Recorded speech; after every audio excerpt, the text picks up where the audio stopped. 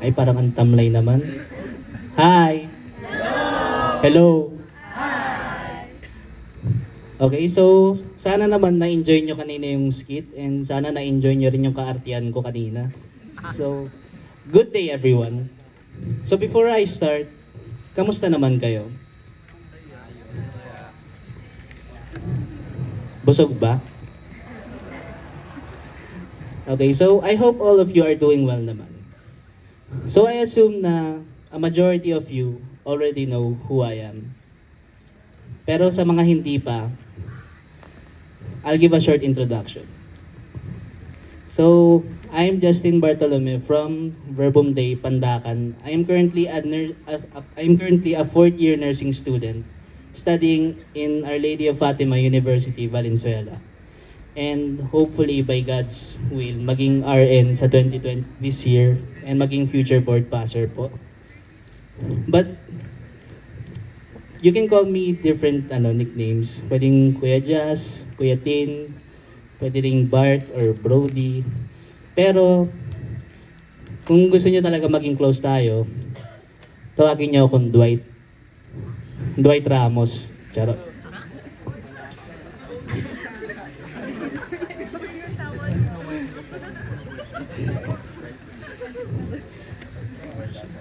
Siyempre, pagbigyan niyo naman.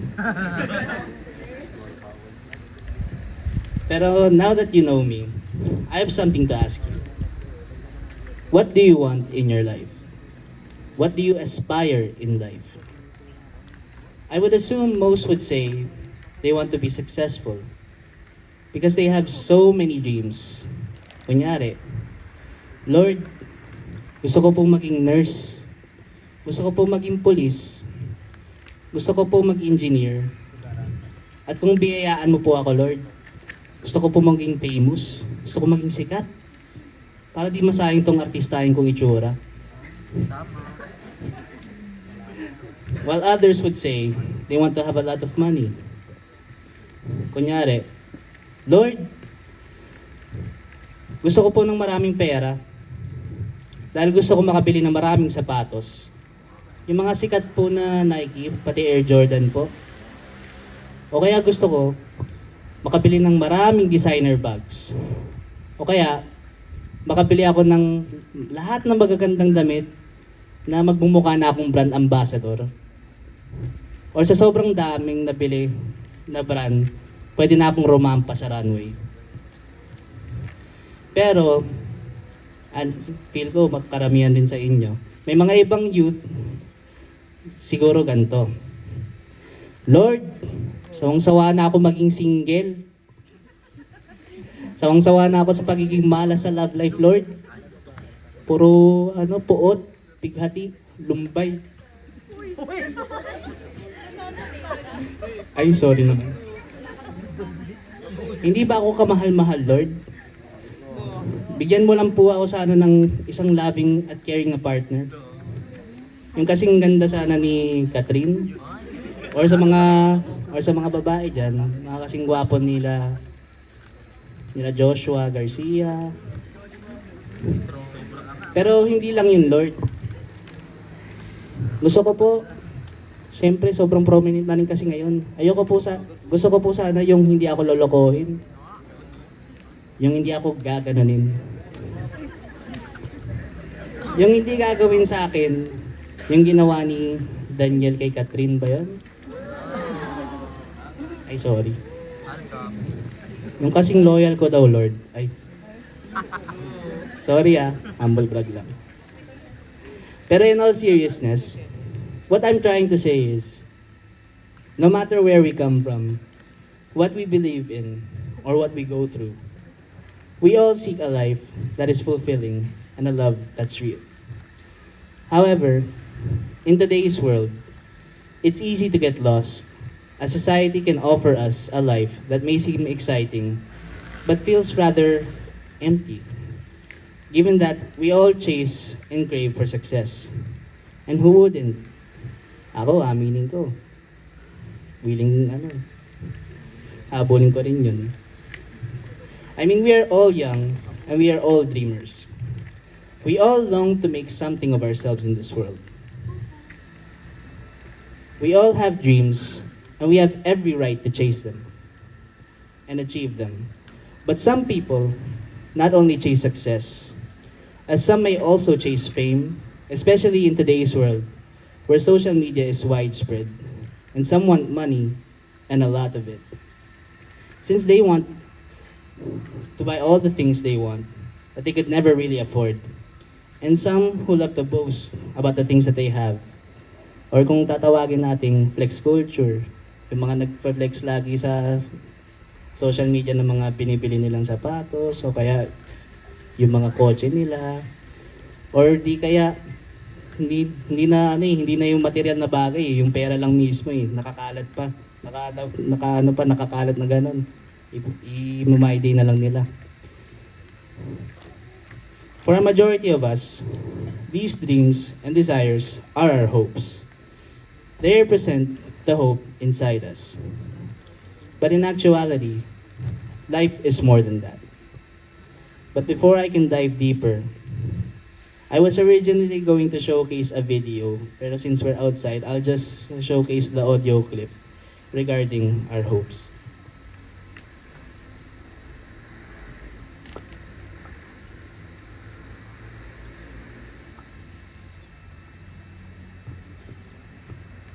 What I realize is like the monetary, the material, even the success, and like the things that you place your importance on, never can satisfy you and ever make you happy because they never end. There's no amount of money that will ever make you stop if money is what you care about. You'll keep going. Oh, I got $1 million, gotta get 10, got 10, gotta get 100. If it's cars, you never have enough cars. If it's women, you never have enough. You could be chasing them forever.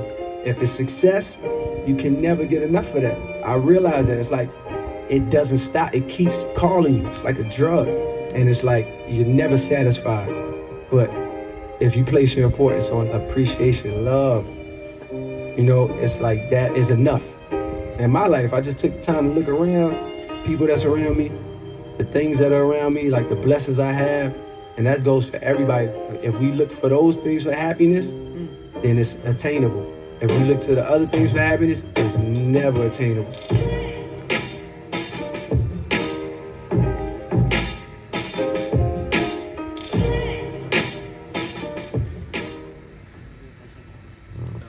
So the audio clip showcased one of my favorite rappers, J. Cole, and what made me gravitate towards him as an artist and as a person is his faith in God and his growth in mind and spirit. Like what he said, when we chase success or the monetary status, it will never be enough because it will never satisfy us or make us happy. In Luke chapter 9, verse 25, it states that, "What good is it for someone to gain the world and yet lose or forfeit their very self?" So many of us can lose sight on what truly is important by emphasizing these hopes that we cherish in success and money, but they can never make us feel fulfilled. A majority of celebrities fall victim to this. But one major example of this, I'm not sure if familiar kayo sa kanya, pero his name is Kanye West. He was a well-known rapper who was considered a pioneer in his craft. But because of his overinflated ego, it led him down to a downward spiral that he could never fully recover from. But why is it that most fall into this trap? Because most want that fast life. They often seek pleasure and validation. In a world full of noise, it's easy to run after the things that shine but don't last. Yung clout, yung puri ng iba, kunyari, padamihan ng likes, padamihan ng followers sa social media, pabilisan sumabay sa uso. Talagang we chase things that don't really last. They fail to realize that life is more than that. It is more than wealth, glory, and fame.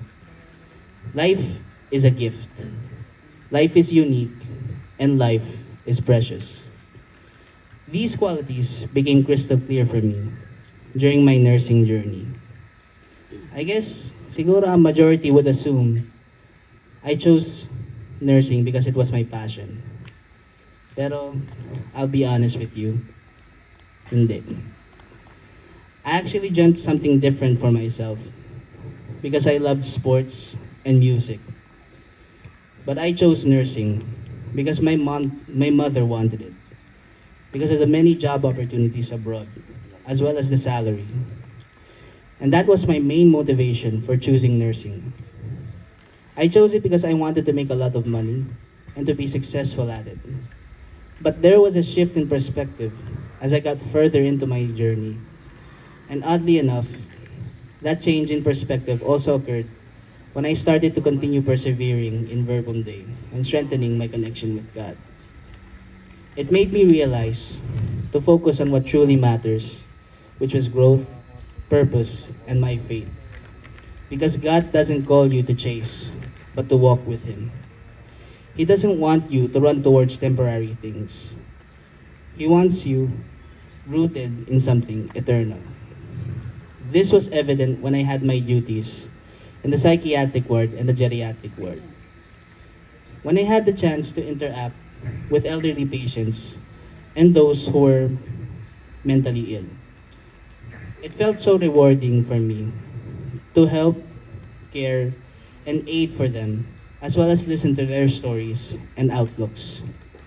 That when it was all said and done, both me and the patient were able to give each other a sense of hope, with patients expressing their hope for a new start and me having hope that I have found meaning and purpose. Kung dati, guilt, guilty ako that I compare myself to others at times, that it can make me feel inadequate.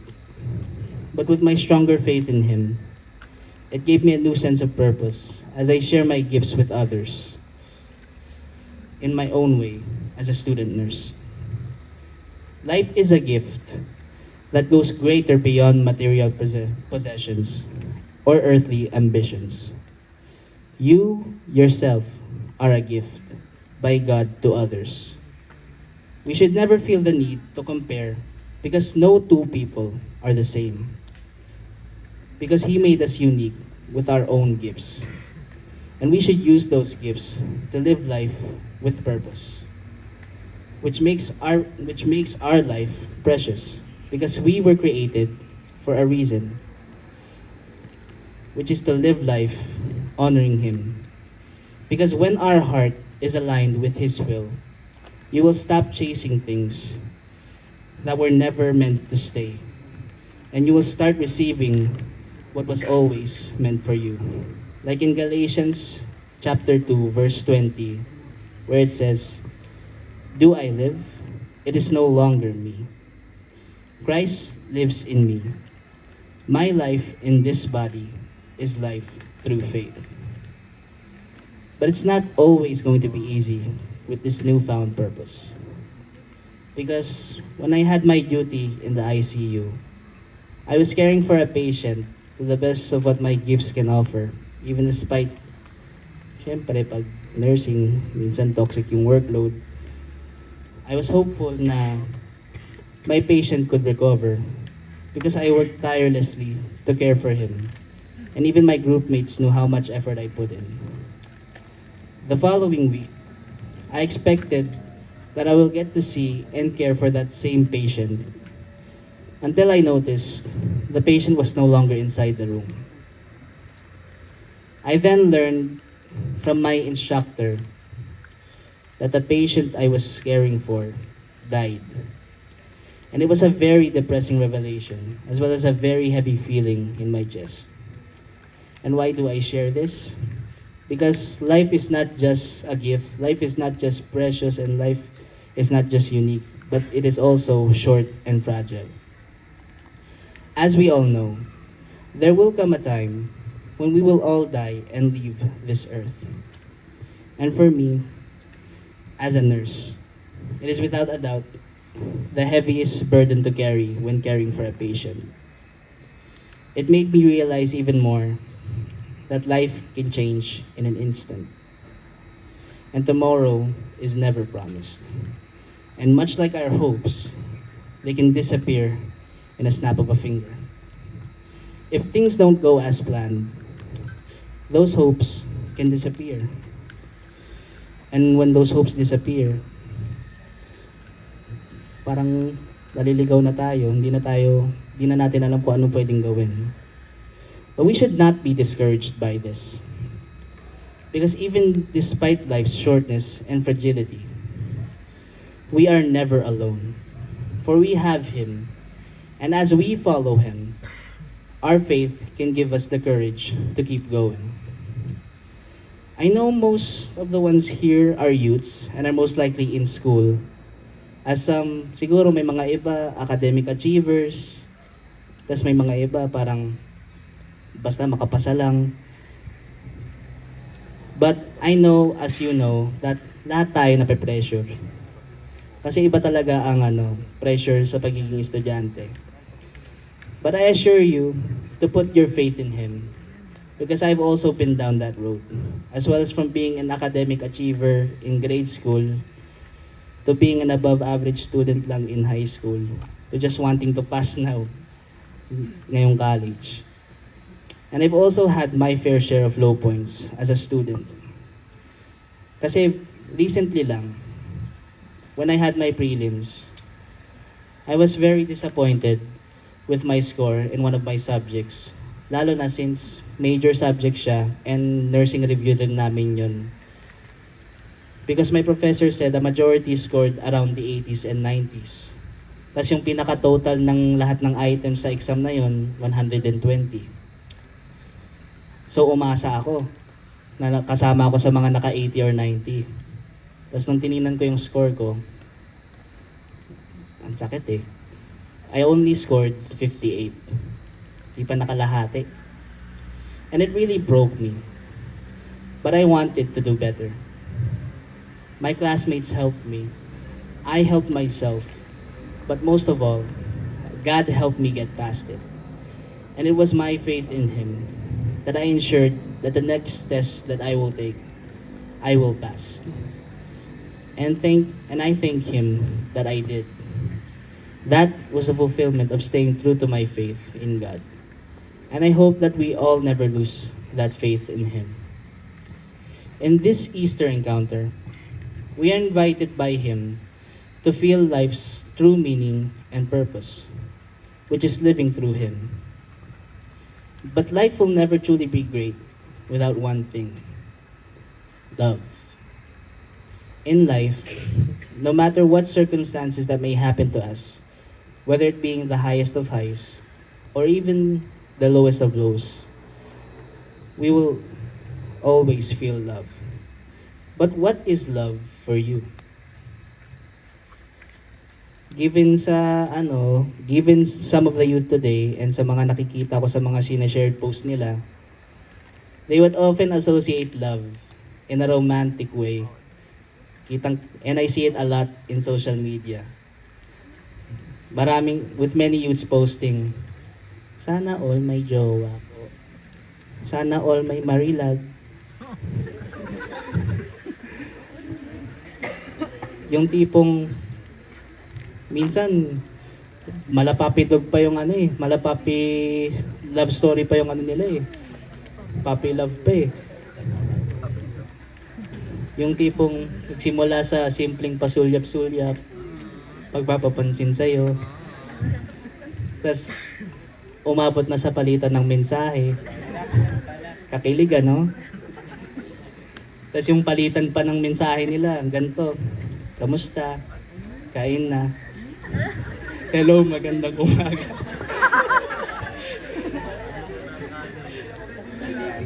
Tas pagdating ng gabi, ingat ka. Ingat ka. Pahinga. Huwag ka masyado magpupuyat ha. Some even go far and beyond to get into a relationship. Kitang-kita yun talaga sa mga kabataan ngayon. Mga nakikita ko sa social media, mga araw nasa 13, 14 pa lang, dumajowa agad. Naisip ko, grabe naman yun. Grabe. Talagang sabik na sabik sa pag-ibig Talagang willing to do everything pa para sa mga crush nila. Minsan nga, pakipot pa nga eh. Pakit-kit pa. Tapos may mga iba pang couples, mas bata pa sa akin. Magkakaroon pa sila ng matching tattoo pa. Madalas number pa yun eh. Yung mga, ano ba yun? Date ng anniversary nila, date ng mansary nila. Tapos minsan number na may hidden meaning. Gaya ng 224 ba yun? Today, tomorrow, forever. But I can relate to some of that. As all of us just want to be loved. Love can come in all types and from all people. Whether it be love from family, friends, and even that special someone. Kahit minumulto na. But love is not just that. This right here is love. All of us are gathered here today for this retreat because of love. Love is the single greatest universal force that brings people together. Like what it says in 1 Corinthians chapter 13, verse 13, where it states that now we have faith, hope, and love. These three, but the greatest of these is love. And I am thankful that we have this day and the coming days to share this love together. But what kind of love do we want? If you were to ask me back then, the kind of love that I wanted would be described as selfish, as it only catered to my own needs. But ever since my faith in God grew, my perspective for love changed. The kind of love that I want is one that is gentle, understanding, selfless, and meant to uplift others. Like in 1 Corinthians chapter 13, verse 4, where it says that love is patient, kind, and without envy. It is not ill-mannered, nor does it seek its own interest. But how about you? What kind of love do you want? Siyempre, you want a love that is kind, one that is patient, one that is nurturing, and one that makes you whole. And you are enough. This Easter encounter is for that. We are here to experience this love. A real love. Not a romantic one, but a love you need. It is a love that knows you, one that accepts you without judgment. As I said earlier, it can come from many sources like family, friends, and even from enemies or strangers. But there's one source of love that is the grandest of all and exceeds all, which is the love of God, because His love is eternal. It's everlasting. Love really helped me in my journey as a nurse. When my initial motivation for it was money and making a good life for myself, it has now since transitioned to selflessly serving and caring for those in need. Like those who I cared for in my duties in the geriatric ward and psychiatric ward, as well as the ICU. That is love. The journey that I have so far as a nurse and the decisions that I made were driven by my love and care for my patients, as well as the growing love for the profession itself. And I have God to thank for that. As a student, love also helped me in that journey. When I was initially a very distant person, not wanting to interact much, introvert pa ako dati. Siguro hindi ka panipaniwala since ngayon medyo na ako. But slowly, the walls started to break down as I became more open to people and show care that was beyond myself. And I truly felt that when my classmates said it to me, that they appreciate me, and I was very grateful to God because all of it was because of His will.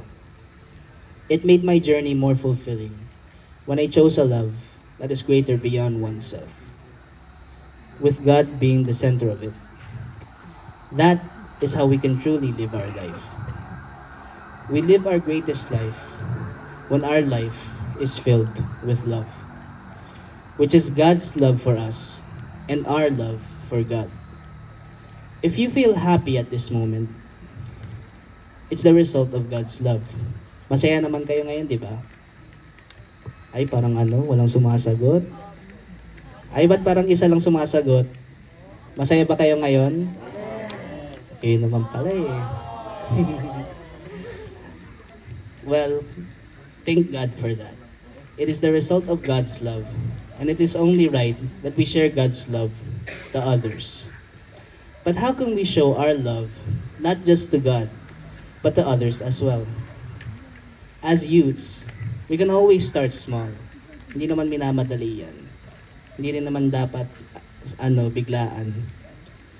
By showing love in doing the simplest of things, such as checking up on our friends, if ever na problemado sila, or ramdam mo na talaga may pinagdadaanan sila, you can always check on them.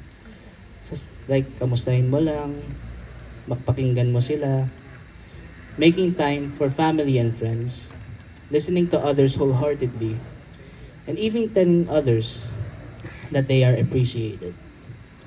Those are simple ways that we can show our love to others. Because one small act of kindness can make a world of a difference. Because it can lead to a cycle where one small act can lead to another, and it becomes an endless cycle of love.